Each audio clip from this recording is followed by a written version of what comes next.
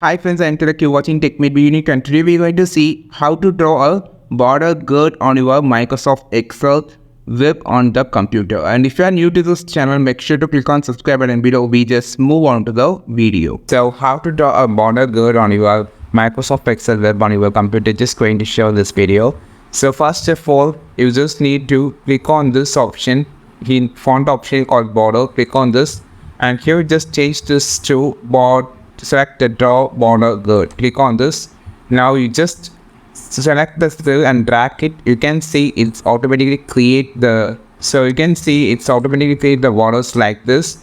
So if you are just drawing a border like this, it will only draw a border like this, but this border gird will draw the borders with the gird line.